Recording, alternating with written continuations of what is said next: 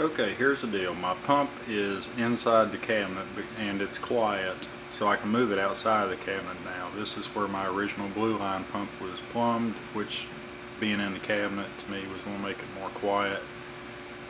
Didn't cut it, wasn't quiet enough. There's about 3 inches of, or 3 feet of 1.5-inch spa flex. It goes into a sweeping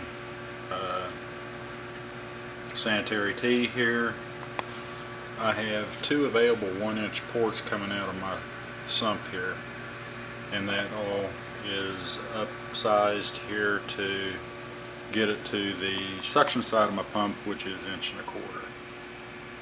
So I considered taking a 1.25 inch tee with street 90s here, and as close as I can get them on center and still have enough purchase to be able to cement them in place is 5 inches on center. My 1-inch ports on my sump, different story, they are 4 inches on center, and I don't have any 1.25 inch spa flex to work with. So my best bet I think is going to be to come off of here with a 1-inch thread upsized to get into the pump, or stay at 1-inch thin wall. One or the other, I don't know. I'm afraid if I upsize it to come into the pump that I might get a little cavitation right here at this adapter. It's an 1.25 inch adapter, which is the size that my inlet is on the sump, or the pump. So right there, I guess, is the main point that remains, whether to upsize to 1.25 inch PVC to feed the pump, or to remain at the 1-inch thin wall. Alright then, so here's my problem.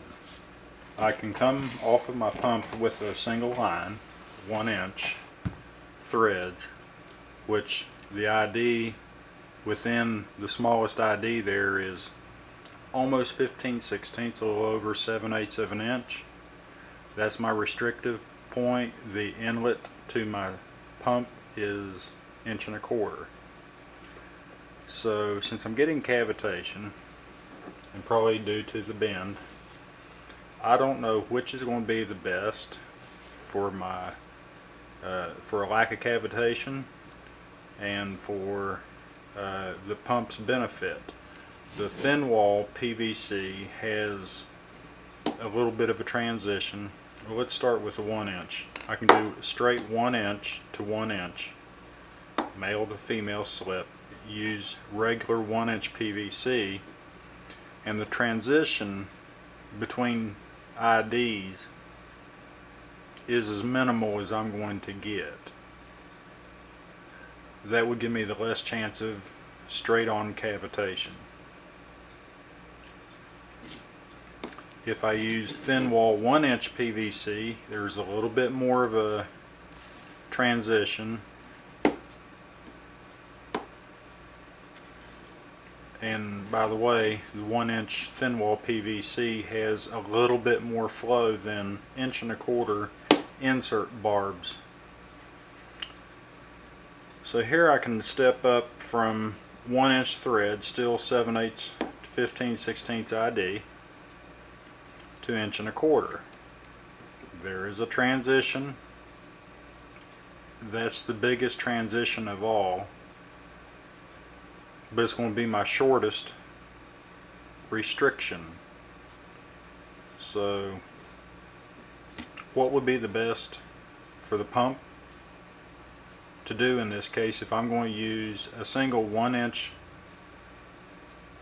thread feed to an 1.25 inch inlet on my pump?